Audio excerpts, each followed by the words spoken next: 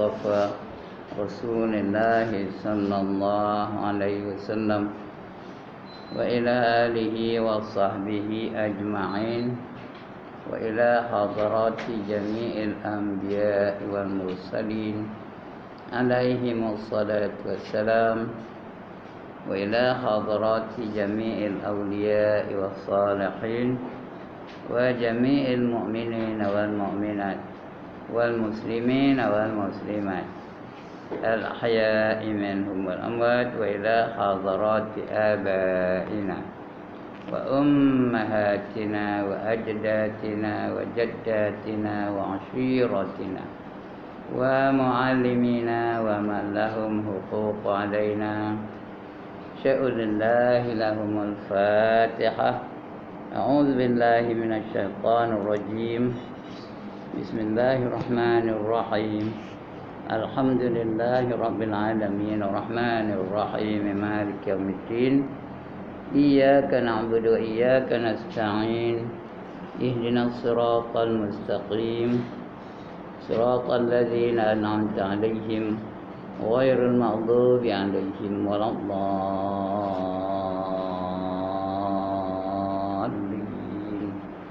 آمين.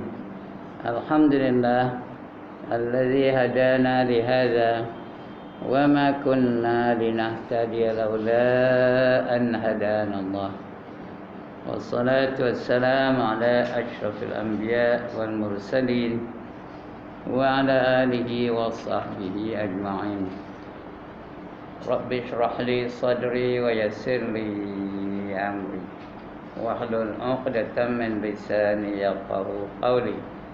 سبحانك لا علم لنا إلا ما علمتنا إنك أنت العليم الحكيم ولا حول ولا قوة إلا بالله العلي العظيم. أما بعد. Seperti biasa, sebelum kita memulakan membaca kitab kita ini, mari kita sama-sama menyebut nama Allah. Mudah-mudahan Allah datangkan keberkatan dalam hidup kita dan dapat kita meneruskan tanggungjawab kita sebagai hamba-hamba Allah.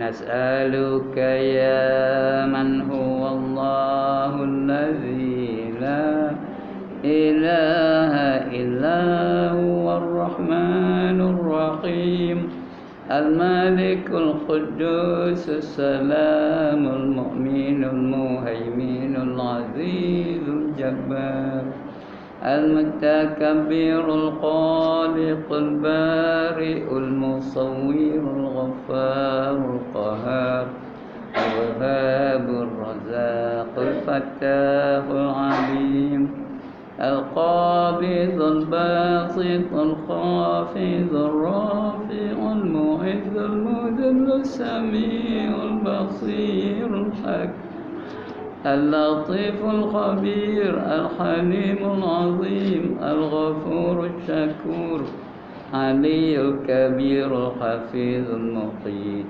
الحسيب الجليل الكريم الرقيب المجيب الحكيم الودود المجيد الباعث الشهيد الحق الوكيل القوي المتين لي الحميد المحصي المبدئ المعيد المحيي المميت الحي القيوم الواجد الماجد الواحد الصمد القادر المقتدر المقدم المؤخر الأول الآخر الظاهر الباطن الوالي المتعال البر التواب المنتقم العفو الرؤوف مالك الملك ذو الجلال والإكرام المقسط الجامع الغني المغني المانع الضار نور الهادي البديع الباقي الوارث الرشيد الصبور الذي ليس كمثله وهو السميع البصير.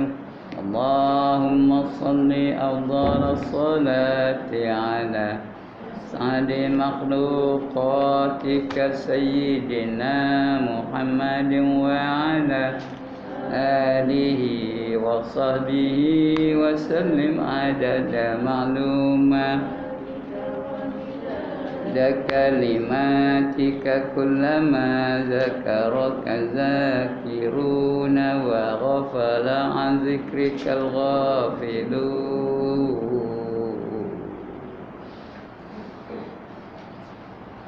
Syukur kita kepada Allah Subhanahu wa taala kerana begini masih lagi Allah sayangkan kita, dapat kita hadir dalam program yang termulia, iaitu majlis ilmu. Walaupun di luar sana hujan turun, tak lebat sangat, tapi membasahkan pakaian kalau kita redah juga.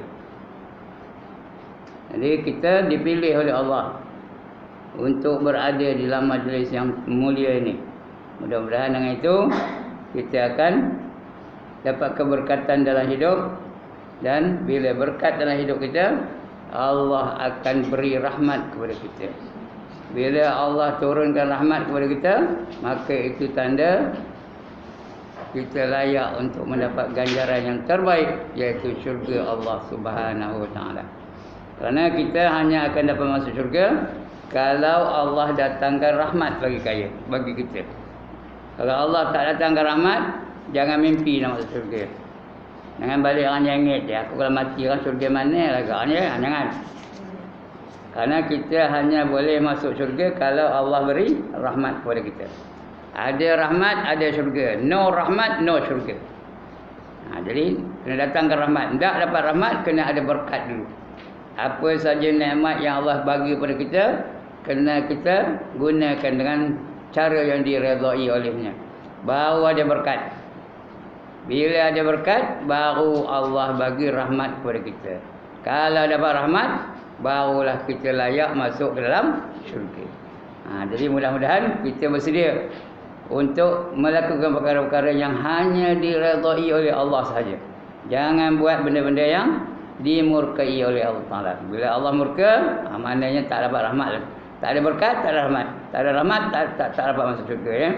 Alright. Untuk pagi ni kita sambung lagi pembacaan kita. Muka surat berapa? 174.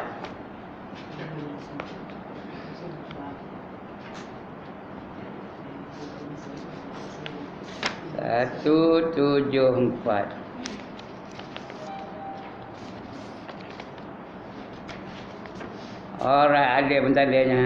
174. Yang paling berat. Ya, tajuknya kita masih lagi menceritakan tentang apa? Apa tajuk besarnya? Iaitu perhisaban.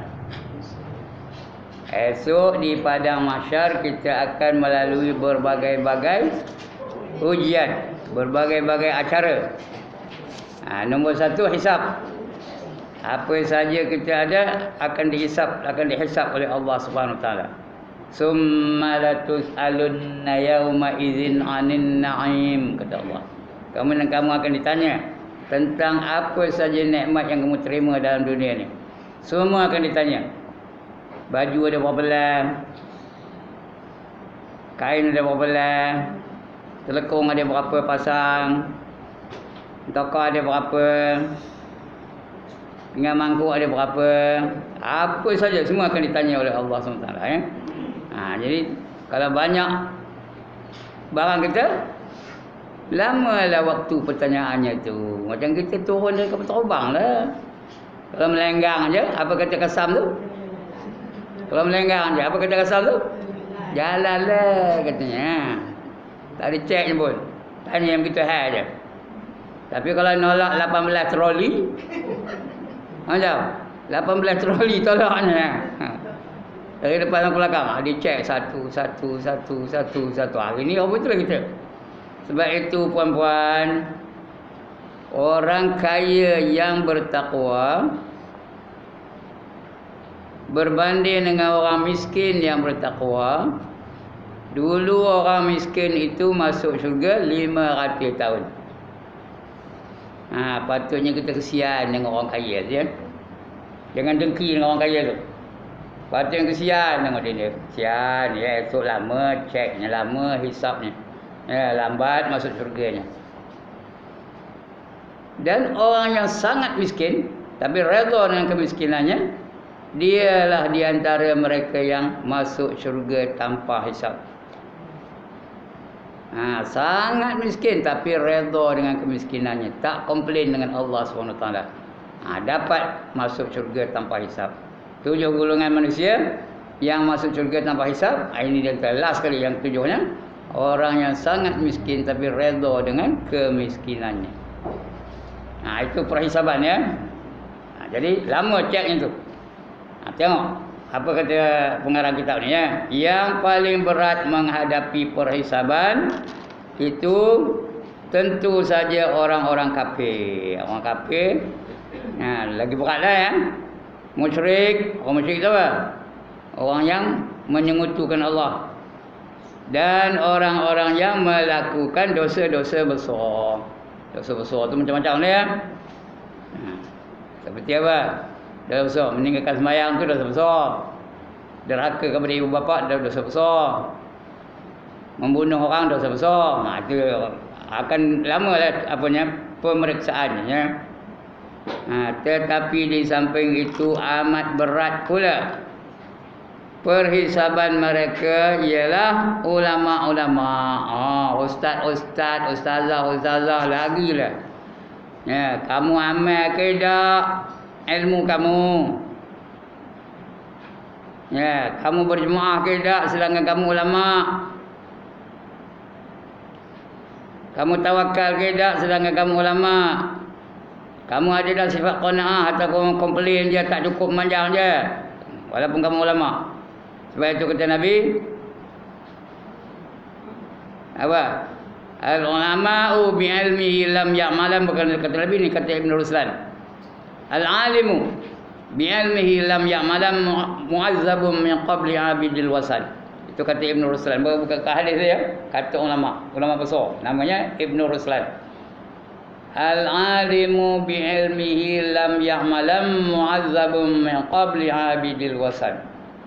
Orang alim, ilmu banyak tapi tidak mengamalkan ilmunya, dia akan diazab terlebih dahulu daripada si penyembah berhala. Orang menyembah berhala memang kena azab. Orang kafir kena azab lah.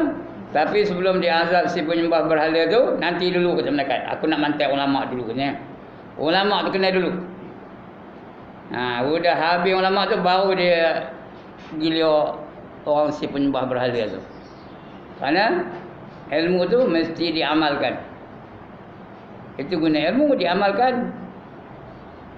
Orang yang tak amalkan ilmu tu orang gila. Tahu tapi tak nak buat, orang gila. Tahu ilmu menutup aurat saja tak nak menutup aurat. Itu orang gila namanya. Tapi kalau nak beramal mesti dengan ilmu. Jadi mana ya? Mana tak? Nak ilmu kena amal. Dua-dua. Ilmu pun dah, amal pun dah. Jangan ada ilmu je tapi tak amal. Dan jangan pula rajin beramal tapi tak ada ilmu. Amal punya rajin. Mayang rajin, puasa rajin tapi tak ada ilmu. Tak tahu benda-benda yang merosakkan ibadah, yang merosakkan pahalanya. Nak ada ilmu dua-dua. Itu disuruh kita tu menuntut ilmu. Sudah ada ilmu apa buat? Amalkan. Itu ilmu tu untuk diamalkan. Kalau tidak nanti ditanya Tuhan, lima taquluna ma la taf'alun. Ngapa kamu pandai ngajar je tapi kamu tak pandai berbuat? Itu apa namanya? Dilema yang akan dihadapi oleh ulama-ulama, ya.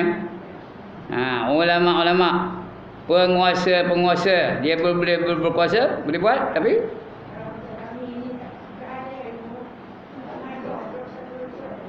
dia ada ilmu.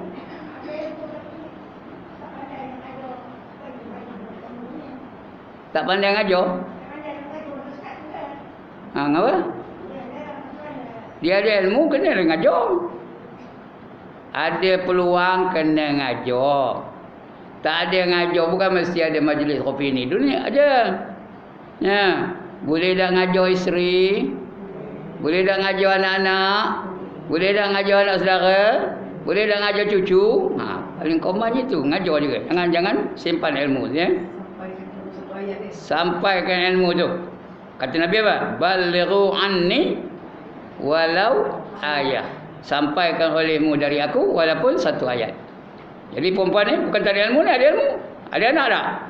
Habis salah ngajar anak.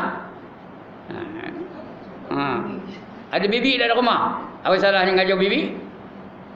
Suruh bibi tu tutup aurat. Hukumnya wajib katanya. Kalau ada bibi kan.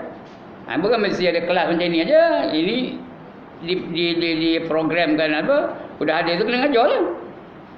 Jangan tuang ya. Itu. Jangan simpan ilmu tu. Sebab saya baru nak cakap tadi, ulama ni ada 3 golongan. Pertama, ulama yang mengamalkan ilmunya. Dipanggil al-ulama ul-amilin. Dia amalkan ilmunya. Inilah dia ulama yang kita nak belajar. Kalau ada kita jumpa ulama jenis itu, yang itu kita nak belajar. Kerana dia amalkan ilmunya. Yang kedua dipanggil al-ulama ul-ghafilin. Ulama yang lalai. Ilmu banyak tapi tak nak sampaikan ilmu tu pada orang lain. Hidupnya serupa dengan orang awam. Orang lain sibuk tengok kotak bingung di rumah, dia pun sibuk juga nak kotak bingung di rumah. Tak keluar-keluar rumah. Berjam-jam. Ya, orang lain hidup bermewah-mewahan, dia pun bermewah-mewahan juga. Selalu membazir dalam harta yang ada pada dia. Serupa dengan orang ramai. Serupa dengan masyarakat ramai. Itu ulama abang panggil ghafilin. Ulama yang lalai. Itu yang inilah yang akan diazab sebelum si penyembah berhala. Tahu benda wajib tak nak buat. Tahu benda haram tapi buat juga. Tahu yang makruh juih saja bibir. Alah makruh, bukan haram, makruh. Padahal makruh tu Allah suka ke Allah benci? Allah benci. Itu yang makruh tu. Nah, kalau Allah benci di akhirat besok, malaikat suka ke? Rasul-rasul suka ke? Wali-wali Allah suka ke? Itu kalau Allah benci. Rasalah perempuan, kalau orang benci dengan kita, saya datang ke markas ni, semua benci. Bagi salam tak nak jawab. Macam mana rasanya? Agak menderita tak? Menderita. Begitulah sudi akhirat. Allah benci, malaikat benci, Rasul benci, wali-wali Allah benci, orang saleh benci.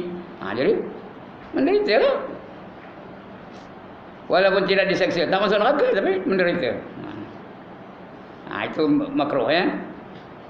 Yang harus jadikan ibadah. Yang harus tu dijadikan ibadah. Yang banyak benda yang berlaku pada kita ni benda harus lah pun. Semua boleh dapat pahala. Makan dapat pahala, tidur dapat pahala, minum dapat pahala, bercakap dapat pahala, membaca dapat pahala, apa saja, whatever you do merupakan sumber untuk dapat pahala di sisi Allah Taala. Kerana dalam Islam ni ada apa? Adab-adab. Tahu adab? Apa adab? Peraturan yang perlu kita ikut. Menguap ada tak adabnya? Sekali lagi, menguap ada tak adabnya? Bersin ada tak adabnya? Mamam ada tak adabnya? Mengaji ada tak adabnya? Suami ada tak adab terhadap isteri? Isteri ada tak adab terhadap suami? Semua ada adab. Ada adab tak? Ada. Semua jadikan sumber pahala ya. Itu patut dalam hidup ni. Barulah Allah datangkan rahmat. Bila kita ikut adab tu, datang rahmat. Allah bagi rahmat, makna layaklah kita masuk ke dalam syurga. Alright. Itu yang paling berat yang ulama-ulama. Nombor 2 ulama. Yang ketiga ulama al-ulama usu. Artinya ulama apa? Su. Sin waw ain. Apa?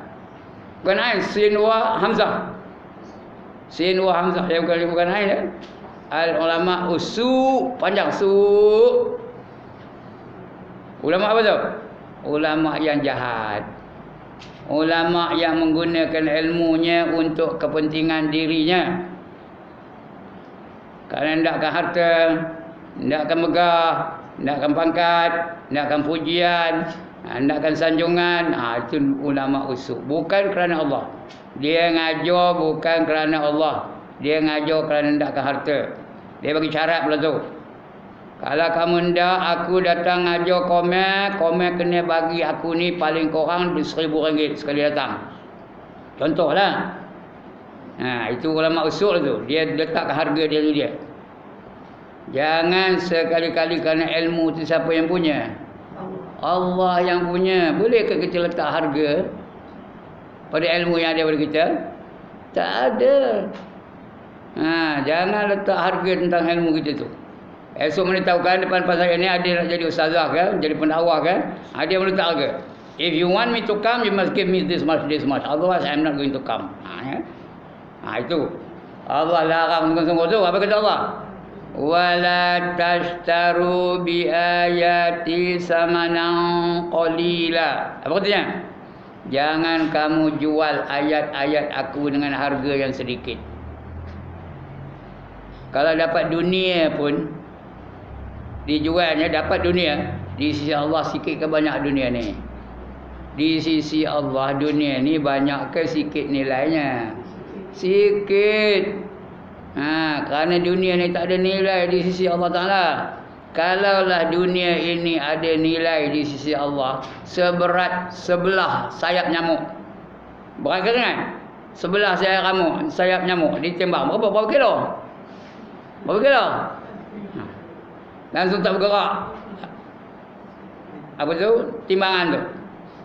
Kalau ada macam itu punya nilainya, nescaya orang kafir itu takkan dapat minum air walaupun seteguk. Hari ini orang kafir dapat minum tak? Seteguk aja kan? Bertangki-tangki boleh minum. Arak minum. Kenapa? Ni dunia ni tak ada nilai di sisi Allah Ta'ala ya. Macam kita dalam dunia ni, kalau benda tak ada nilai, ladang tak ada nilai. Macam ada orang datang bawa sabit dan ambil ladang keliling rumah tu bulan guni. Ya. Ada kita ngejual dengan parang? Ada kita ngejual dengan parang? Kenapa? Kerana tak ada nilai. Cuba kalau ladang ada harga, macam RM5 sekilo, macam boleh nembak dengan senapang ada. Pasal dia ada nilai. Ini tak ada nilai, letaklah. Ambil lah. Malah ada kabur yang pula pada orang yang mengambil ladang tu, betul tak? Esok datang lagi ya. Banyak lagi di belakang rumah ni kan. Sebab itu puan-puan, kalaulah lalang ada harga, sambung. Kalaulah lalang ada harga, maka orang Melayu lah yang paling kaya di dunia. Faham idak-idak kan? Ya ke dah kenyataan ni? Sabuai lah. Tengok depan rumah kita ni. Kalau lalang ada harga. Kaya orang keliling kan? Itu dia. Jadi dunia ni di sisi Allah tak ada harga. Sebab tu ambil. Emas, bintan, berlian, mutiara, ambil tak kira. Itu menandakan apa? Kemurahan Allah Ta'ala. Allah tu maha pemurah. Tapi pengasihannya Allah di mana? Hanya di akhirat. Itu untuk orang beriman saja. Ada dua tu, satu Ar-Rahman, satu Ar-Rahim. Di dunia ni apa? Ar-Rahman. Ar-Rahim hanya di akhirat. Untuk orang beriman dan Muhammad salih saja ya. Alright, itu dia tadi ya. Yang paling berat menghadapi perhisaban tentu saja orang-orang kafir, musyrik dan orang-orang yang melakukan dosa-dosa besar. Tetapi di samping itu, yang amat berat pula perhisaban mereka ialah ulama-ulama, penguasa-penguasa, orang yang ada pangkat. Dia ada kuasa menentukan suatu tindakan. Adakah dia menerima rasuah atau tidak? Adakah tindakan itu menguntungkan rakyat atau tidak? Adakah tindakan dia itu menguntungkan pemimpin dia saja, pimpinan dia saja, jawatan dia saja? Itu kena cek. Everything will be accounted for. Tak ada satu pun yang ketinggalan. Penguasa-penguasa, orang-orang yang kaya dan hidup senang, semua kena cek. Kamu makan apa? Makan tom yam berapa ulas kamu telan? Nasi berapa bulan? Kuah berapa sudu? Ayam berapa konyak? Ayam yang tom yam tu ayam tu kan? Berapa kali ngoncang nyok sama kalian. Semua akan dicek satu persatu. Ya. Itu dia orang yang kaya yang senang hidup. Kemudian kafir. Apa orang kafir? Ialah orang yang tidak percaya terhadap Allah dan Rasulnya. Orang-orang yang mendustakan ayat-ayat Allah dalam kitab dan dalam apa? Kitab-kitab sucinya. Orang tak percayakan Taurat, tak percayakan Injil, tak percayakan Zabur, tak percayakan Al-Quranul Karim, itu kafir belaka. Mereka lah yang teruk hisapnya. Lebih teruk ya. Sebenarnya dia tak ada hisap pun. Orang kafir ni apa? Tak ada hisap, terus masuk mana? Masuk neraka aja. Kerana dia tak beriman.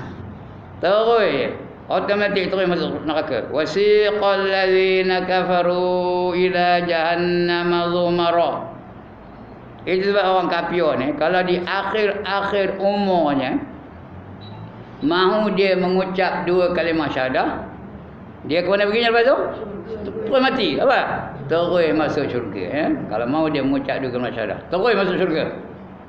Kerana dia tak dikira apa saja yang dilakukannya sebelum dia sebelum dia beriman tu ya. Dalam masa dia kafir tu tak ada dicek. Whatever he does, tak ada cek, tak ada pemeriksaan. Sebab tu kalau dia mati lepas dia mengucap 2 kalimah syahadah terus mati macam terus masuk syurga tanpa hisab. Atau kalau betul biar kafir dulu ya. Nak? Ngapa tak nak? Mana tentu boleh mengucap 2 kalimah syahadah tu tidak ya. Kalau boleh tentu boleh lah, ini tak tentu. Ya. Kadang-kadang terus lalai dengan kekufurannya dan mati dalam keadaan kafir. Masuk neraka kekal abadi selama-lamanya. Ya, kita doalah mudah-mudahan orang kafir tu akan dapat menerima Islam. Doakan Sami Balu masuk Islam. Doakan Netanyahu masuk Islam. Doakan George Bush masuk Islam. Doakan siapa lagi? Yang kafir-kafir tu. Doakan mereka itu masuk Islam. Terus masuk syurga. Kalau mati lepas itu ya. Itu yang pertama kafir. Yang kedua musyrik, kafir juga. Kafir ni ada 4 tau. Yang pertama murtad. Ingat tu, tulis. Ya, yang pertama murtad. Yang kedua musyrik. Yang ketiga mulhid. Yang keempat munafik. Ingat tu. Yang pertama apa? Murtad. Murtad tu dia tak sedar dia kafir. Dia melakukan perkara-perkara yang merosakkan iman dia. Itu murtad. Menghina Quran, murtad. Menghina hadis Nabi, murtad. Menghina sunnah Nabi, murtad. Menghina para sahabat, murtad. Lagi apa? Menentang hukum-hukum dalam Quran, murtad.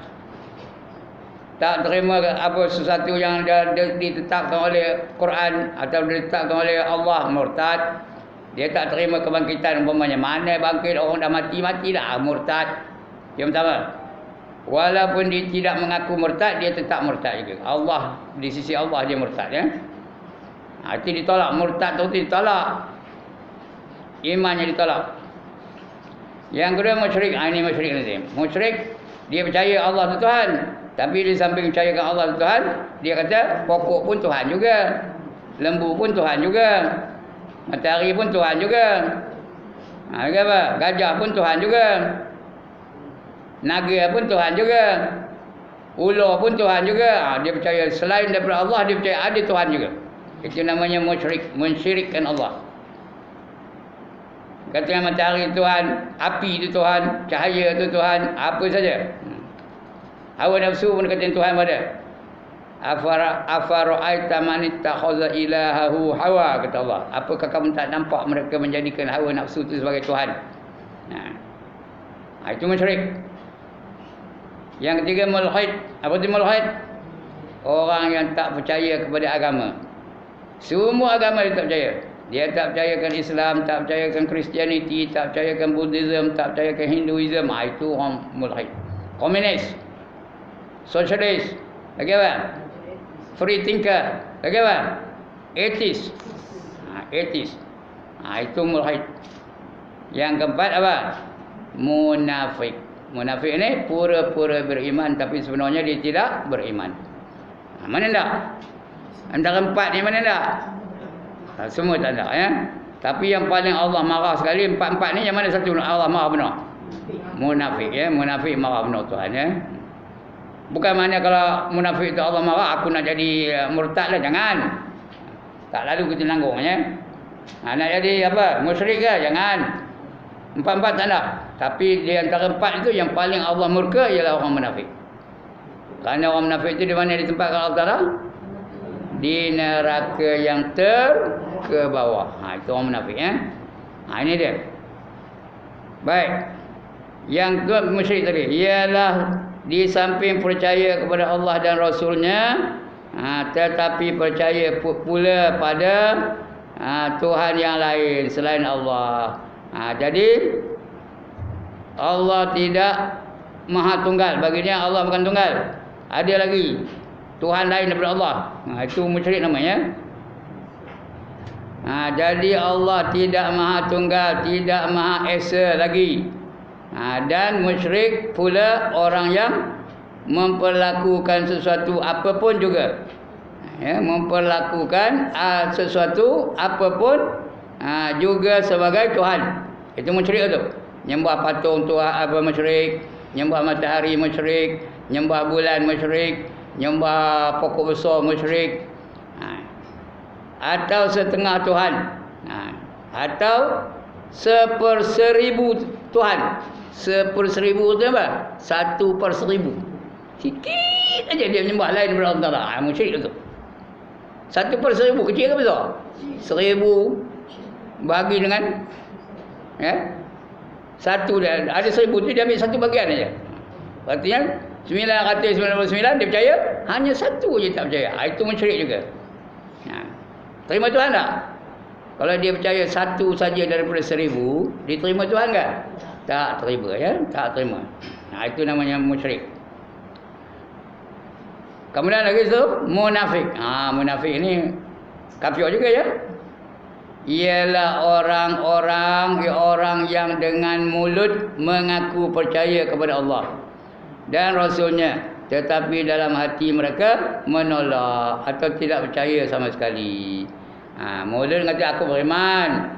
Wa idza laqul ladzina amanu qalu amanna. Apabila mereka berada di kalangan orang-orang yang beriman, mereka berkata kami beriman. Kami beriman, kata dia ngapa pada orang beriman ya. Wa idza qalu ila syayatinihim qalu inna ma'akum. Apabila mereka kembali kepada syaitan-syaitan mereka, geng-geng mereka, pemimpin-pemimpin mereka, mereka berkata aku bersama dengan kaum. Tadi aku bersama dengan orang beriman tadi apa? Olok-olok aja. Innama nahnu mustahzi'un. Aku olok-olok aja bersama dengan orang beriman tadi. Dia mah sembahyang, aku sembahyang lah. Dia mah zikir, aku zikir lah. Dia mah apa? Sedekah, aku sedekah lah. Dia mah berdoa, aku berdoa lah. Tapi aku betul-betul aku main-main, aku acah-acah aja. Maknanya apa? Itu tanda-tanda yang Allah kita bagi kita. Kalau bersama dengan orang beriman, dia macam orang beriman. Bila dia bersama dengan orang kafir, dia macam orang kafir. Dan sebagainya. Itu munafik itu. Kerana istilah munafik itu yuzhirul Islam wa yubtinul kufra. Menzahirkan keislamannya dan menyembunyikan kekufurannya. Di Mekah tak ada orang munafik. Zaman Rasul mula-mula dapat wahyu di Mekah tak ada munafik. Munafik ni hanya muncul di mana? Di Madinah. Kerana bila sudah hijrah ke Madinah, sudah macam-macam jawatan. Tertegaknya negara Islam di Madinah, macam-macam jawatan timbul. Ada yang jadi gubernur, ada yang jadi duta, ada yang jadi macam-macam ya. Bila hendakkan jawatan itu, banyak orang-orang yang pura-pura beriman. Pura-pura beriman tapi sebenarnya mereka tak beriman. Itu namanya munafik. Cakap orang putih apa? Siapa tahu? Cakap orang putih munafik apa? Ya Allah, seorang tak kerti cakap orang putih. Hipokrit. Tahu kerti hipokrit? HIPOCRYT. Hipokrit. HYP ya. HYP HYPOCRIT, hipokrit. Pura-pura beriman tapi tak beriman. Pura kalau kita ingat beriman mana lah. Kalau dia berdoa, punya panjang, berjelas-jelas, lenguh tangan angkatnya. Ya. Menangis-nangis pula tu. Rupa-rupanya tak beriman, tak percaya ya. Allah sangat murka kepada orang munafik. Sampai ada satu surah namanya surah Al-Munafiqun. Ada tak surah Munafiqun? Ya, itu dia ya. Itu munafik. Ialah orang-orang yang dengan mulut mengaku percaya kepada Allah dan Rasulnya, tetapi dalam hati mereka menolak atau tidak percaya sama sekali. Kemudian dosa besar. Dosa besar, nombor satu besar syirik kan. Syirik itu bukan dosa pun, syirik itu kafir. Tapi di sini kata paling besar syirik. Dosa besar selain kufur dan syirik juga dinamakan dosa besar, iaitu membunuh manusia, memfitnah manusia, berzina dan memecah persatuan umat Islam. Itu semua dosa-dosa besar belaka itu. Mengadu domba dosa besar, mengumpat dosa besar, berdusta dosa besar, semua dosa besar belaka ya. Ulama siapa? Ulama-ulama ialah orang yang mengerti tentang agama Islam, tahu semayang tu wajib. Dah jadi alim tu, tapi tak nak semayang. Tahu menutup aurat tu wajib. Alim tu. Siapa tak tahu menutup aurat tu wajib? Angkat tangan. Cuba tanya orang-orang yang tak nak menutup aurat tu, apa hukum menutup aurat? Agak apa jawab dia? Wajib. Semua tahu menutup aurat tu wajib ya? Tapi tak nak buat. Itu apa ulama yang akan ditanya di akhirat nanti ya. Ialah orang yang mengerti tentang agama Islam dan mengajarkan agama kepada manusia. Jangan cakap nilai ya. Tapi sebenarnya dia bukan ulama pun, dia pendakwah aja. Dikatakan bahawa perhisaban bagi mereka berat, berat ceknya. Ya, akan ditanya semua. Kerana ada di antara mereka yang cukup ilmu agama, tetapi dia tidur saja, tak nak amalkan. Orang semayang dia tak semayang, orang berjemaah dia tak berjemaah, orang menutup aurat dia tak menutup aurat. Ya, pakai seluar pendek ke sana kemari. Padahal dia ulama tu. Dia tidur saja. Tidak turut mengajarkan ilmu. Tidak turut mengajarkan ilmu. Orang lain mengajar ilmu, dia tidur saja. Ilmu agama atau menyiarkannya. Tak ada nulis apa-apa pun. Bab agama tak tulis. Facebooknya tak ada langsung bab agama. Esok ditanya Tuhan. Mengapa kamu pandai bercakap tapi tak pandai berbuat? Atau bila mereka mengajarkan agama secara tidak benar, ataupun dia menyimpan fakta-fakta. Ya, Allah khabar riba itu haram, tapi dia kata akhir zaman ni kita kena amalkan riba. Itu esok akan ditanya. Kalau kita tak amalkan riba di akhir zaman tu, macam mana kita nak dapat harta? Macam mana nak beli mutokah? Macam mana nak beli tanah? Macam mana nak beli rumah? Macam mana nak beli hi-fi dan sebagainya? Kenalah amalkan riba. Penting riba tu katanya. Itu. Ya. Maknanya Allah dah katakan haram, dia kata tak haram, bukan. Itu bukan saja dosa besar, kafir jadinya ya. Kerana mempertikaikan hukum-hukum Allah. Ya. Jadi mengajarkan agama tidak benar menurut kepentingan dirinya sendiri. Dia ikut, ada untung tak? Kalau ada untung, dia disimpan fakta-fakta. Ataupun dia tak sebut langsung. Nanti aku sebutkan marah pula dia main. Langsung tak sebut ya. Padahal kata Nabi apa? Apa kata Nabi? Sampaikan yang kebenaran. Qulil haq walau kana murra, kata Nabi. Cakapkanlah yang benar walaupun pahit didengar. Kena cakap yang benar. Nak marah-marahlah. Nak marah-marah Nabi. Nabi ngapa itu? Jangan marah orang yang cakap ya. Itu dia. Yang tidak benar menurut kepentingan dirinya sendiri. atau menjual agama dengan wang atau pangkat. Kerana duit, kerana pangkat, dijualnya fakta-fakta. Ya. Menyelewengkan ajaran agama untuk mendapatkan wang ataupun pangkat. Itu ulama ya. Penguasa, siapa penguasa? Orang yang ada jawatan, ya, yang berkuasa.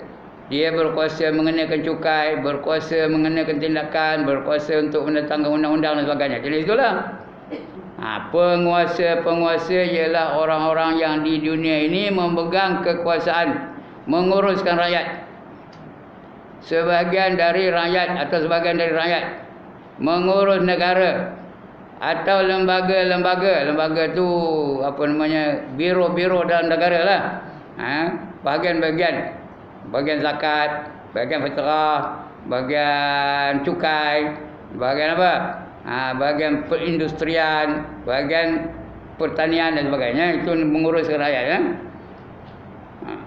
Sebahagian dari rakyat menguruskan negara. Atau lembaga-lembaga, itu lembaga. Lembaga padi ada, lembaga perikanan ada, lembaga pertanian ada, macam-macam lembaga ya.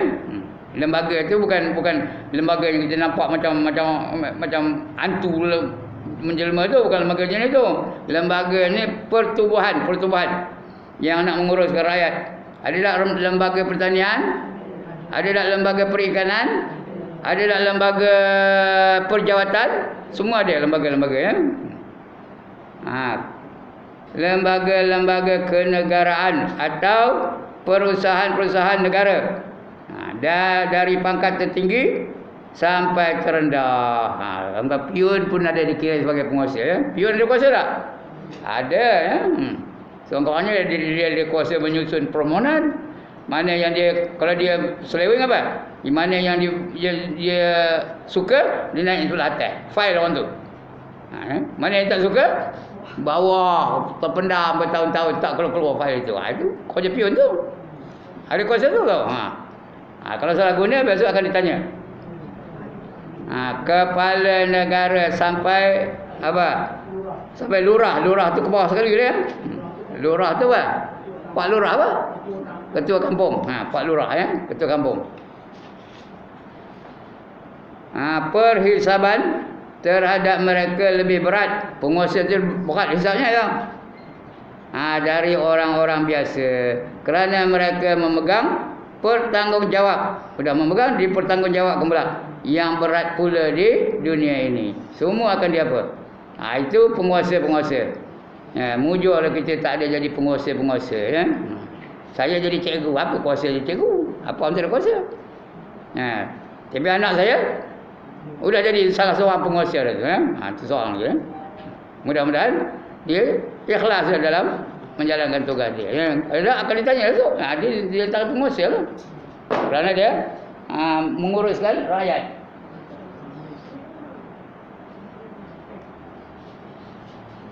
Alright. Tak kira lah dia piun ke, dia budak pejabat ke, semua akan ditanya ya. Daripada penguasa sampai dia ke bawah sekali. Semua akan dicek. Kamu ni orang kaya. Orang kaya ni siapa? Perempuan kaya tak? Kaya ni. Saya kaya tak? Kaya ni. Kita kaya belaka. Makin besar kekayaan atau harta benda yang dimiliki seseorang dalam hidup di dunia ini, makin berat bertanggungjawabnya. Banyak kata, banyak lagi tanggungjawabnya. Lagi banyak kaya dia, lagi berat tanggungjawabnya. Akan dicek satu persatu. Tak ada pun satu yang ketinggalan. Everything will be accounted for. Nothing is going to be left out. Itu untuk orang kaya ya. Makin besar kekayaan atau harta benda yang dimiliki seseorang dalam hidup di dunia ini, makin berat bertanggungjawabnya, yang dipertanggungjawabkan. Sebab semua harta atau kekayaan itu akan ditanya dari mana. Dari mana dapat kerja tu? Dari rasuah ke? Dari penipuan ke? Dari pesaka ke? Dari pertanian ke? Dari perniagaan ke? Tengok dari mana datang. Akan dicek. Kalau yang baik pun dicek juga. Yang baik tu dicek juga satu-satu. Semua baik, bagus. Cek juga. Cek itulah lama masanya. Itu saya kata tadi, orang kaya yang bertakwa. Artinya dia bertakwa lah, tapi kaya. Ya, lambat lagi masuk syurganya dibandingkan dengan orang miskin yang bertakwa. Berapa tahun? 500 tahun. Padahal dia bertakwa betul. Semayang tak tinggal, harta dia semua halal, baik beraka. Digunakannya harta di jalan Allah, bersedekah lah apa, pahala banyak dan sebagainya. Pun lambat juga masuk syurga. Kenapa? Kerana lama masa untuk dihisap. Lama ketikanya dia tu dia dicek. Sebab tu lambat masuk syurganya. Berapa tahun? 500 tahun lambatnya. 500 tahun tu dunia ke akhirat? Akhirat lah. Dunia tak tahu berapa juta tahun ya. Orang lain dah masuk, orang lain dah dapat bidadari dah, dia dia kena apa, kena cek lagi. Orang lain dah gembira, dah menari di dalam syurga. Dia masih lagi dicek. Satu-satu akan dikira. Jadi masa 500 tahun tu baru dia punya masa tempoh masa apa yang berlaku pada orang lain? Dia kena cek lah. Dia berada di depan malaikat lah, cek satu-satu lah. Dia kena jawab lah. Tanya malaikat apa ni, dapat ini, bagus, dapat ini, bagus. Tapi lama masa tu. Lama masa dia diperiksa tu. Macam kita keluar dari kapal terbang lah. Ya, kalau banyak kena cek, lama ke sekejap masanya? Lama lah, banyak barang turunnya. 18 troli, tolak. Satu-satu. Lama lah masanya. Macam mana? Sebelum itu cek juga. Sebelum bagi ke anak tu, dia cek juga. Udah bagi anak, lepas tu tak ada lagi cek dah. Oleh itu anak dia kena cek. Kita tak ada kena cek lagi. Tapi sebelum itu, berapa lama kita simpan harta tu, kena cek juga. Begitulah seterusnya. Kalau baik, bagus tu. Bila bagus, tak adalah kena seksa, tapi lama lah menunggu juga sehingga dia dilepaskan oleh mereka ya. Cuma ada yang dihisap dengan hisap yang ringan. Tahu hisap ringan? Hisaban yasira. Tengok cara kita menerima kitab amalan kita nanti. Kalau kita menerima kitab amalan dengan tangan kanan, kita akan dihisap dengan hisap yang ringan. Fa amma man utiya kitabahu bi yaminih fasawfa yuhasabu hisaban yasira wa yanqalibu ila ahlihi masrura, kata Allah. Barang siapa menerima kitabnya dengan tangan kanannya, maka dia akan dihisap dengan hisap yang ringan dan akan kembali kepada keluarganya dengan rasa gembira. Paling menggembirakan, paling menyeronokkan, paling membahagiakan ialah apabila kita, isteri kita, anak-anak kita, cucu-cucu kita, cicit-cicit kita semua masuk syurga. Itu yang paling mengembirakan. Bukan semua orang dapat ni tau. Nabi pun ada yang tak dapat, Rasul pun ada yang tak dapat, Nabi Nuh tak dapat, Nabi Lot tak dapat. Jadi kita, kalau kita dapat, itulah yang paling mengembirakan. Tapi hisapnya ringan lah. Walaupun ringan, kadang banyak, lama lah masanya. Kadang banyak menorotanya, lama masanya. Jadi ya, orang kaya tadi ya. Sebab semua harta atau kekayaan itu akan ditanya dari mana dan bagaimana cara mendapatkannya dan untuk apa dia dan ke mana dipakaikannya. Harta itu digunakan untuk apa? Kalau baik, akan dicatat baik, dapat ini. Apa harta kamu gunakan? Kamu bagi ke masjid umpamanya ya. Bagilah tu. Kamu apa kamu gunakan harta kamu tu? Kamu sedekah kepada fakir miskin. Dapatlah tu. Kamu sedekah kepada anak yatim dan sebagainya. Dapatlah tu. Ya. Cuma ringanlah ceknya ya. Tak adalah lama masa tu kalau dibandingkan dengan orang lain. Orang lain tu hisaban syadida katanya. Apa tu syadida? Hisab yang bersangatan. Bersangatan hisabnya. Alright, itu orang kaya ya. Sedang perkara yang paling pertama dihisab nanti ialah masalah solat. Itu kena cek juga. Solat. Sini tulisnya salat. Tak betul tu. Solat ya. Kalau salat lain, salat apa? Salat ambil kain sapu itu salat. Ini solat. Nombor satu akan dicek ialah solat kita. Yang pertama cukup ke tak cukup? Kita mati umur berapa tahun? Tolak 15 tahun. Tengok berapa kali sehari semayang. Cukup tak? 5 kali sehari. Cek satu. Ya. Ada qada tak? Kalau ada qada, dicek qada juga. Kemudian dah semayang, rukunnya cukup dah tak? Ada tak rukun 13 tu dalam kita semayang? Kemudian sudah dicek rukun, betul ke tak bacaannya? Ada tak rukun qauli dalam semayang? Betul ke tak bacaannya? Rukun qauli ada berapa? Ada 5. Yang pertama takbiratul ihram. Yang kedua membaca al-Fatihah. Yang ketiga membaca tahiyat akhir. Yang keempat selawat akan Nabi. Yang kelima memberi salam. Betul ke tak bacaan 5 tu? Allahu Akbar. Betul ke tak? Ada orang sebut Allahu Akbar. Betul ke tak? Ha? Allahu Akbar. Betul ke tak? Allahu Akbar. Betul ke tak? Kena cek satu-satu. Sebab itu perempuan bab semayang ni kena cek betul-betul. Nah, itu baru yang pertama. Yang kedua Fatihah lagi teruk. Kadang-kadang baca bismillah betul-betul. Bismillahirrahmanirrahim. Bismillah. Milah tu nama orang. Nyaut milah tu boleh. Nah, ini apa? Bismillah. Ada sabdu dalam dia. Bismillahirrahmanirrahim. Ada 3 sabdu itu. Bismillahirrahmanirrahim. Kena nyatakan betul-betul. Itu Fatihah. Ya, Maliki Yaumiddin. Ada yang Maliki Yaumiddin. Ada lik dulunya. Itu semua akan dicek satu persatu. Ya. Sebab itu Fatihah ni satu perkataan yang atau satu surah yang paling susah untuk dikuasai. Jadi kena betulkan. Jangan main cincang-cincang aja. Akan cek. Begitu tahiyat. Tahiyat akhir tu wajib tau. Rukun. Kalau rukun tu mesti baca betul-betul. Jangan at-tahiyyah. Tak betul. Apa? At-tahiyyah. At-tahiyyatul mubarakatus salawatut thayyibatu lillah. Tuta satu. Thayyibatu lillah. Panjanglah tu. Dia ma'arif sukun. Paling komanya mesti 2 harakat. Betul? Assalamu alayka ayyuhan nabiy wa rahmatullahi wa barakatuh. Assalamu alayka. Ka tu pendek tau. Assalamu alayka ayyuhan nabiy. Dengar. Wa rahmatullahi wa barakatuh.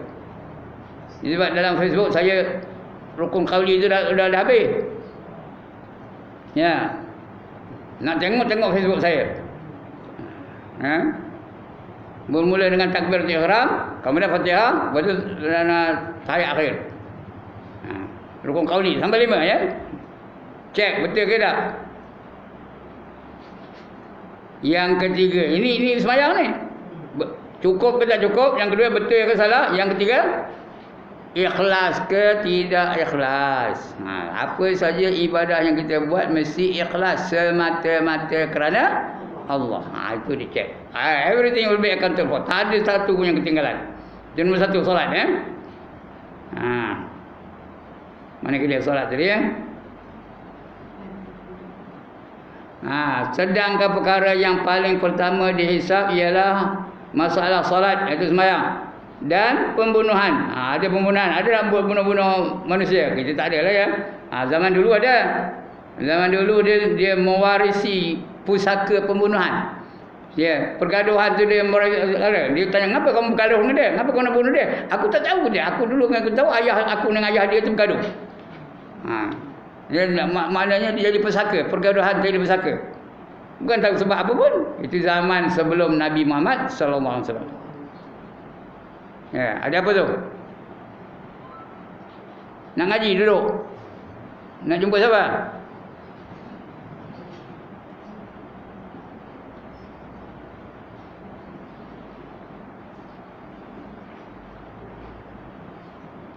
Alright ya. Tak apa-apa, sila. Sedangkan perkara yang paling pertama dihisap nanti ialah masalah solat dan juga pembunuhan. Ada tak kamu bunuh orang? Itu dosa besar tu. Membunuh jiwa yang tidak berhak untuk dibunuh. Tapi ada tak membunuh jiwa dapat pahala? Ada tak? Kita bunuh orang, kita dapat pahala, ada tak? Kalau orang tu dihukum oleh penguasa, kita kerjanya tukang apa? Tukang pancung leher orang. Kita pancung leher dia dapat pahala tak? Dapat pahala tak? Membunuh dapat pahala, kerana itu kerja kita. Kerana dia tu, dia katakanlah dia melakukan kesalahan derhaka kepada negara umpamanya. Hakim jatuh ke hukum bunuh. Ini negara Islam ni tau. Kita jadi tukang pancung kepala, betul? Kita pun pancung kepalanya. Dapat pahala tahu. Bukan dosa, dapat pahala. Kerana kita bunuh orang yang berhak untuk dibunuh. Yang salahnya, kita membunuh orang yang tidak berhak untuk dibunuh. Itu dosa besar ya. Inilah sabda Rasulullah sallallahu alaihi wasallam, yang pertama dihisab, yang pertama dicek ya, atas seorang hamba itu ialah solatnya. Ya. Sebab itu solat itu jadi tiang agama. Ya, tiang agama. As-salatu imaduddin, faman aqamaha faqad aqamaddin, wa man tarakaha faqad hadamaddin. Sembahyang itu tiang agama. Siapa mendirikannya maka dia telah mendirikan agama, dan siapa meninggalkannya maka dia telah merobohkan agama. Orang tak sembahyang tu peroboh agama, perosak agama, musuh agama, musuh Allah, musuh Islam. Itu orang tak sembahyang tau. Kita ingat musuh Islam ni George Bush, Benjamin Netanyahu. Ya. Bagaimana? Rodovan Karadzic, Ashin Wiratu. Kita ingat itu musuh-musuh Islam tu. Yang sebenarnya Rasul tak sebut nama-nama itu. Kata Rasul, orang yang tidak sembahyang itu adalah perosak agama. Siapa yang tak sembahyang tu? Kadang-kadang anak-anak kita, kita beranakkan perosak agama tu. Kadang-kadang sahabat-sahabat kita itu perosak agama tu. Kadang-kadang suami kita, suami itu perosak agama tu. Jadi benih kepada anak-anak kita, rupanya dapat benih perosak agama. Kadang-kadang isteri kita sebantai tidur dengan kita, rupanya kita tidur sebantai dengan perosak agama, kerana dia tak sembahyang. Jadi jaga baik-baik. Sebab itu dia jadi tiang agama. Dan sembahyang ni satu perintah yang datang direct dari Allah. Yang lain tu semua melalui malaikat Jibril. Sembahyang tak ada. Siapa bagi perintah sembahyang? Allah. Di mana? Di Sidratul Muntaha. Di sana Allah turunkan perintah sembahyang dia. Dia direct dari Allah, bukan melalui Jibril. Yang lain tu semua melalui Jibril ya. Sebab dia jadi tiang agama. Padahal sembahyang tu bukannya teruk benar. Teruk kan sembahyang? Ada orang pensan-pensan sembahyang? Ada orang patah-patah kaki sembahyang? Ada orang patah tengkuk sembahyang? Tak ada. Bukan lama mana pun. Sembahyang berapa? Ada sejam. Kalau berjemaah pun habis tinggi 10 minit. Itu kalau berjemaah. Kalau seorang-seorang lagi laju. Allah, Assalamualaikum ya. Seminit dah selesai. Ya. Patutnya bukanlah sembahyang tu tiang agama, patutnya apa? Haji tiang agama atau puasa tiang agama. Ini sembahyang jadi tiang agama. Kenapa? Kerana dia yang sangat-sangat penting, sangat besar. Apa kata Allah? Innaha lakabiratun illa 'alal khashiin. Dia adalah satu perkara yang sangat besar. Kabirah tu besar. Kecuali mereka-mereka yang khusyuk, yang dah tetap, tak ada susah. Nak main subuh dah biasa, tak ada teruk nak bangkit. Tapi bagi orang tak pernah macam nak bangkit tu punyalah punyalah susahnya nak bangkit. Kecuali mereka-mereka yang sudah tetap dalam ibadah sembahyang itu ya. Alright, itu sembahyang ya. Kata Nabi apa? Yang pertama dihisab atas seorang hamba ialah solatnya. Dan yang pertama-tama dihukum antara manusia ialah masalah darah pembunuhan. Dia membunuh orang lain, orang yang tidak ada hak dibunuh. Hadis riwayat Nasa'i dan Ibnu Mas'ud, Ibnu Mas'ud, namanya Abdullah bin Mas'ud. Ibnu Mas'ud radhiyallahu anhu. Radhiyallahu anhu, mudah-mudahan Allah redha dengannya. Baik, beberapa ayat Al-Quran menerangkan ada manusia yang masuk syurga tanpa perhisaban. Masuk syurga tanpa hisab. 7 golongan manusia tanpa masuk syurga tanpa hisab. Yang pertama rasul-rasul. Yang kedua nabi-nabi. Yang ketiga sahabat-sahabat besar. Yang keempat wali-wali. Wali-wali Allah, yang bukan wali nikah, wali-wali Allah. Yang kelima orang-orang yang mati syahid. Yang keenam orang-orang yang sangat sabar. Dan yang ketujuh orang-orang yang sangat miskin tapi redha dengan kemiskinan. Itu 7 golongan orang masuk syurga tanpa hisab. Kita yang boleh mana? Rasul-rasul ada kita? Tak ada. Rasul tak ada. Siapa rasul angkat tangan? Tak ada pun. Ulama rasul ada? Di mana? Turun Intan. Itu nama kedai. Nabi ada? Angkat tangan. Tengok mana Nabi wanita ada tak? Tak ada kan? Sudah tak ada, dua tak ada. Ketiga sahabat-sahabat besar. Nama serupa tak ada. Dia nak betul-betul sahabat betul. Kalau dia nama Abu Bakar, dia tak dapat apa? Tak dapat taraf macam Abu Bakar. Ini yang benar-benar dia ni. Sahabat sahabat betul-betul. Seperti Abu Bakar As-Siddiq, Umar bin Al-Khattab, Uthman bin Affan, Ali bin Abi Thalib. Itu sahabat-sahabat itu ya. Amr Rahman bin Auf. Itu dapat masuk syurga tanpa hisab. Ada 3 tak ada. Yang keempat wali-wali. Ada wali? Angkat tangan. Perempuan mana jadi wali? Saya ada jadi wali. Tapi wali itu tak pakai. Wali apa? Wali nikah tak pakai. Dia nak wali Allah. Perempuan boleh tak jadi wali Allah? Ada tak perempuan jadi wali Allah? Ada. Namanya apa? Rabi'atul Adawiyah. Itu masuk syurga tanpa hisab tu. Yang keempat. Yang kelima, orang-orang yang mati syahid. Ini ada harapan.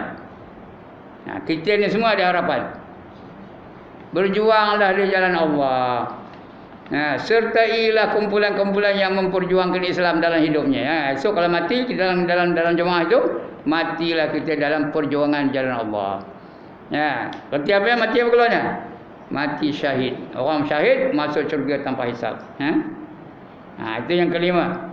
Yang keenam, orang yang sangat sabar. Ini pun ada peluang lagi. Sabar itu ada 3. Pertama, sabar pada mengerjakan yang diperintahkan oleh Allah. Yang kedua, sabar pada meninggalkan yang dilarang oleh Allah Taala. Yang ketiga, sabar apabila didatangkan bencana oleh Allah Subhanahu Wa Taala. Itu sabar.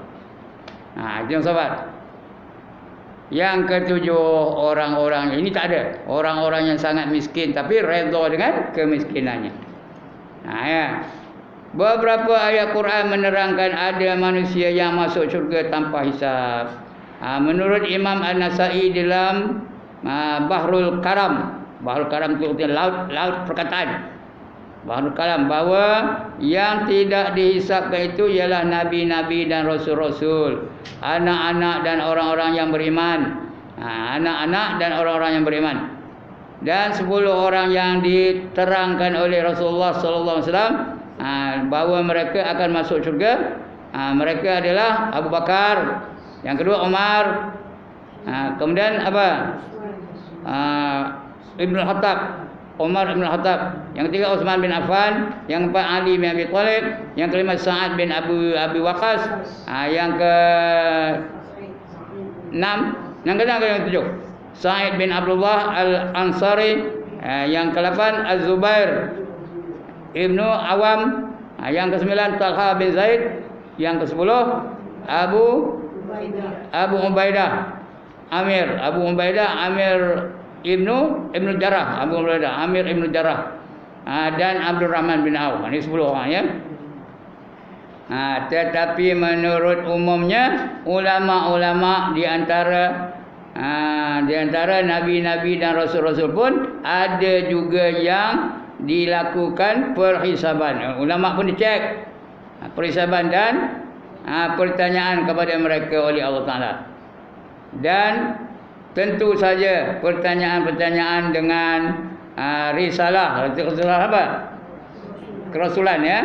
Dengan kerasulan mereka masing-masing risalah. Sudah kamu ikut Quran ke tak? Kamu bertindak ikut Quran ke tidak?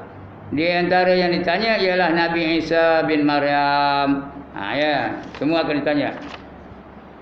firman Allah Ta'ala. Kita baca makna ya. Dan ingatlah tatkala Allah berkata, hai Isa anak Maryam. Bukan Isa anak Tuhan ya. Isa anak Maryam, adakah engkau berkata kepada manusia, jadikanlah aku dan ibuku sebagai Tuhan selain dari Allah? Adakah kamu cakap apa itu dengan pengikut kamu selain daripada Allah Ta'ala? Ia, iaitu Isa, menjawab, ya, apa dia? Maha suci engkau, tidaklah patut bagiku berkata apa yang tidak ada hak bagiku. Aku tak patut cakap yang benda tak ada hak bagi aku ya. Okey kan? Jika aku ada mengatakannya, maka sesungguhnya engkau tahu akan dia. Kamu mesti tahu. Kamu maha mendengar, maha melihat, maha mengetahui. Engkau tahu apa yang ada pada diriku, sedangkan aku tidak tahu. Aku tak tahu, kamu yang tahu ya. Sedangkan aku tidak tahu apa yang ada pada dirimu, kerana sesungguhnya hanya engkaulah yang mengetahui perkara-perkara yang gaib. Tidak aku katakan kepada mereka selain apa yang kau perintahkan kepada aku, iaitu sembahlah Allah, sembahlah akan Allah, Tuhanku dan Tuhanmu. Artinya beribadatlah kamu kepada Allah, Tuhanku dan juga Tuhanmu. Ya, bukan Tuhan tu, kita bukan mengampau pada Tuhan tu, mengampau pada kita, pada umat dia. Adalah aku menjadi penjaga atas mereka selama aku berada di tengah-tengah mereka. Maka tatkala engkau ambil akan aku, maka engkaulah yang menjadi pengurus atas mereka. Dan sesungguhnya engkau penyaksi. Kamu menyaksikan apa saja, penyaksi atas setiap sesuatu. Suratul Maidah ayat 116 dan 117. Kedua ayat tersebut menunjukkan bagaimana beratnya pertanyaan yang dihadapkan Tuhan kepada Nabi Isa AS.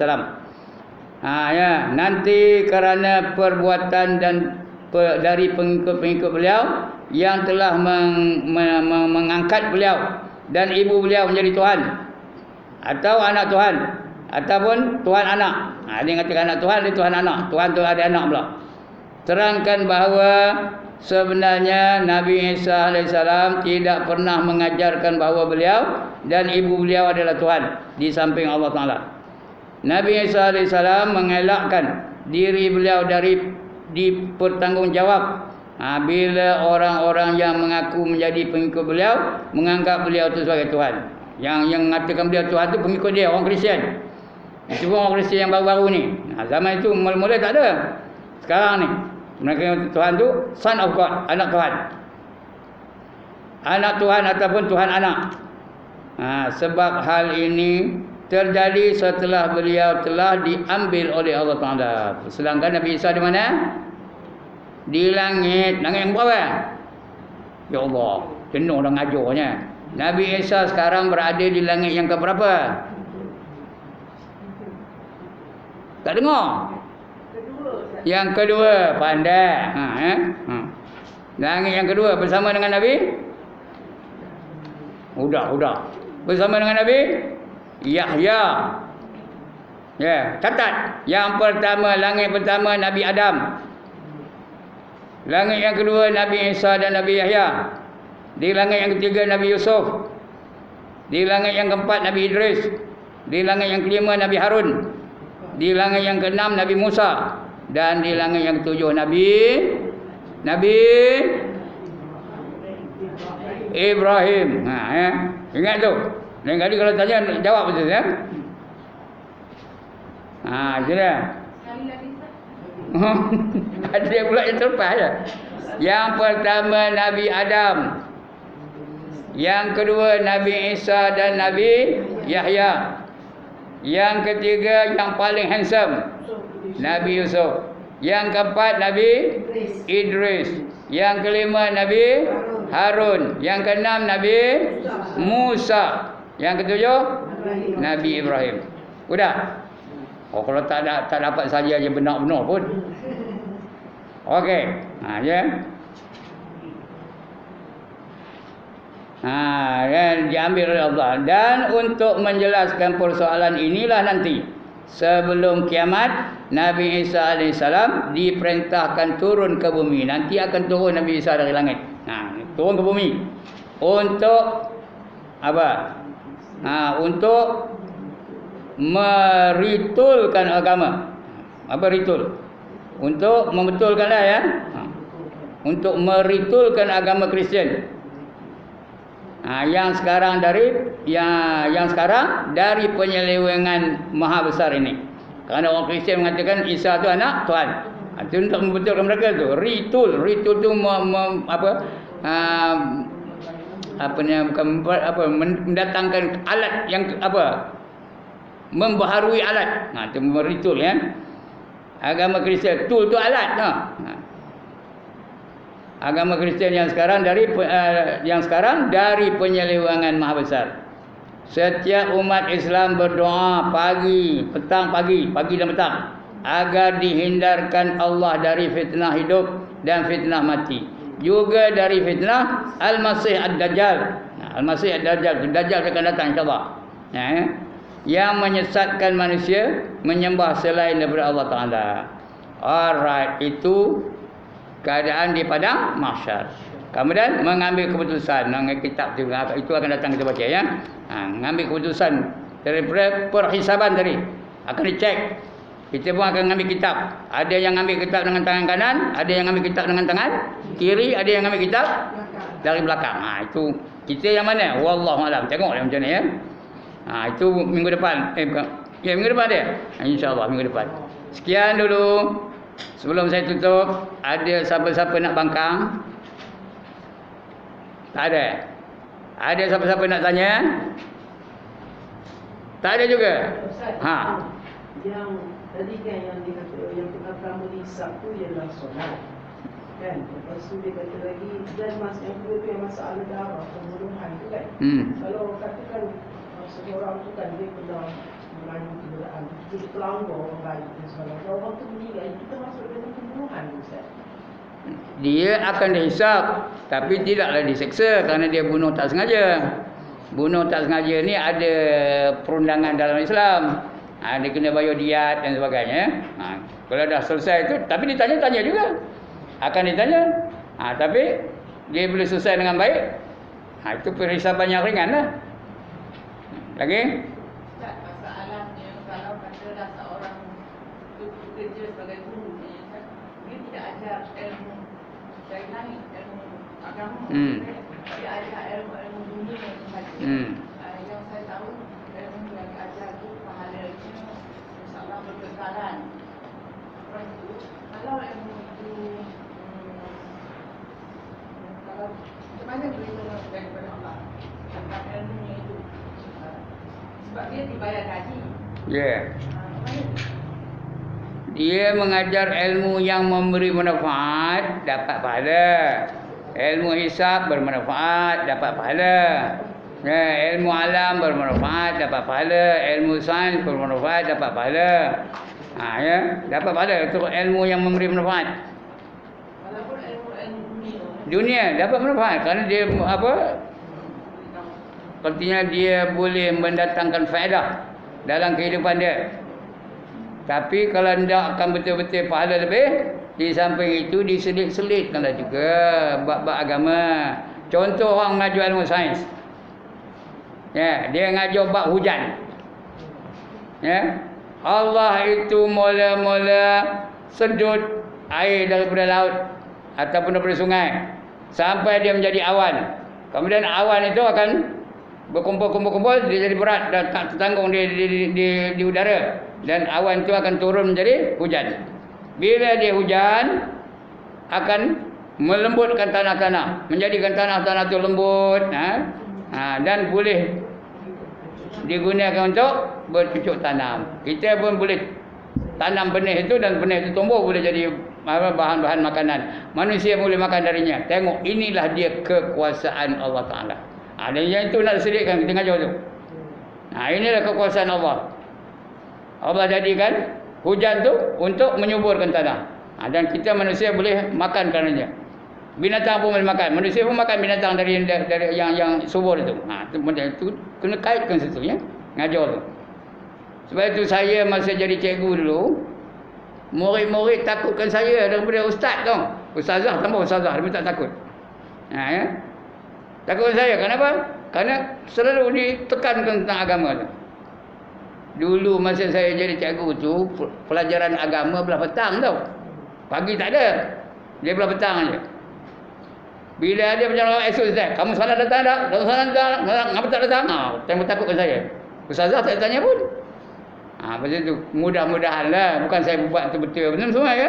Tapi mudah-mudahan dapatlah rasa kesedaran mereka terhadap kepentingan agama. Jangan ngajar gitu je. Tambah saya kadang-kadang ngajar matematik. Bukan ada kena-mena dengan kehidupan betul je kan. Tapi di situlah kita selitkan nilai-nilai agama dalam pengajaran kita tu ya. Begitu kan guru-gurunya masih ada lagi ni. Ustaz apa, cikgu-cikgu masih ada ni. Selitkan kebesaran Allah, biar mereka terasa kebesaran Allah. Okey, itulah di antaranya. Lagi? Tak ada. Kalau tak ada, sekianlah dahulu. Ampun maaf, aku